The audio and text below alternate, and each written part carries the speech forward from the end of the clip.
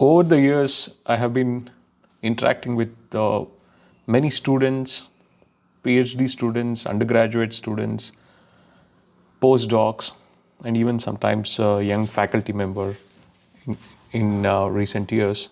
And one of the common questions which tends to get asked is how to make a choice between, let's say, a BTech degree and a BSc degree, or generally between, let's say, courses which tend to have slightly more societal approval than something which is generally considered as totally out of one's willingness and curiosity.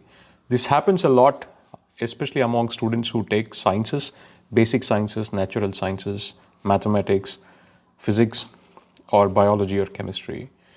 And there's already a kind of a preconceived notion in the society that doing these natural sciences somehow tends to not be same as, let's say, doing engineering or medicine.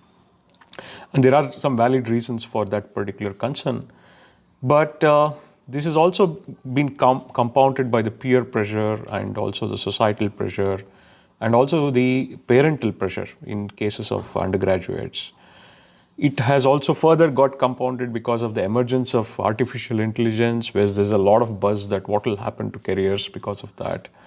So I thought, let me try to resolve this in my own way and try to give some particular thoughts which might actually be useful to few students in the context of career choices. There are at least 5 different points I would want to make.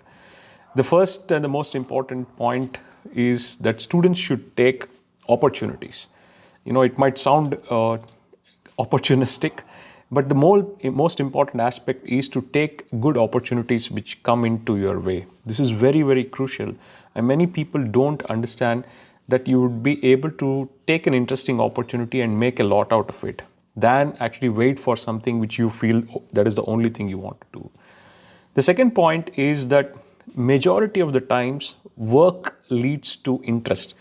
In fact, many people think that interest leads to work. If you keep actually working on something and you'll find that you are good enough to do something, you will suddenly see that that leads to some very interesting opportunities, and therefore work can lead to very interesting things which you can do, which can further become your career.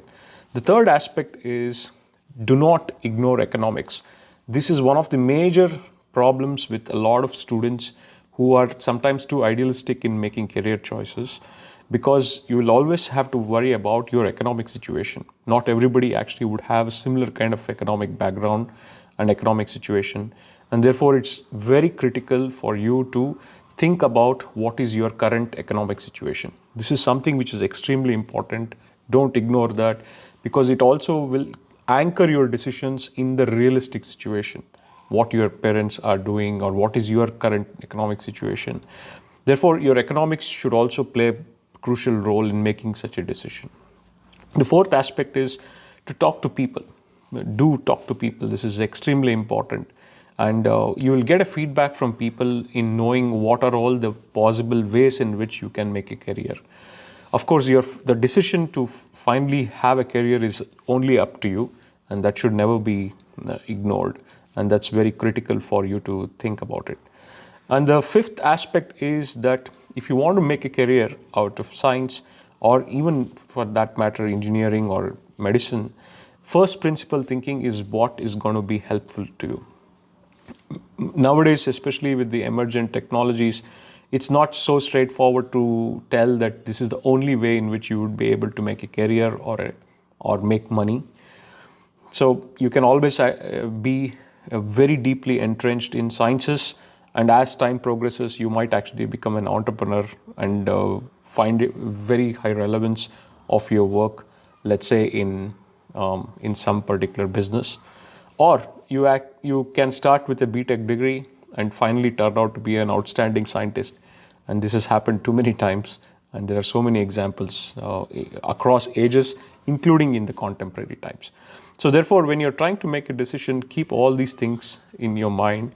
And a career in sciences is worth it. It is not just only a career, it is also a lifestyle. It is also a mindset. So make your decisions very carefully, but also deliberate. And most importantly, take the opportunities which come in your way. That's extremely important, and you will see that it will have much more deeper implication than uh, many other decisions you make as you go along your life. While life is finite, so therefore you will also have to optimize things, but you will always be able to take your interests and flourish with those interests once you have certain opportunities. If you want to really become an excellent researcher, you would still be able to become an excellent researcher in a particular area. But first thing is that you have to come to a stage where you can become a researcher. And many people times to jump too high without actually going in steps and making a career out in a systematic way. So keep all these things in your mind, and I'm hoping that it is going to be helpful as you progress. And most importantly, keep working and keep looking forward, and make your decisions based on not only your interest but also the interest of the community, interest of, let's say, the opportunities which are coming in your way. Take that opportunity and then work on your interest. There'll be some room for you to explore such opportunities going forward. It's going to take time. It is a thoughtful process you'll have to really develop, but I'm hoping that it will be beneficial as you go along. So all the best.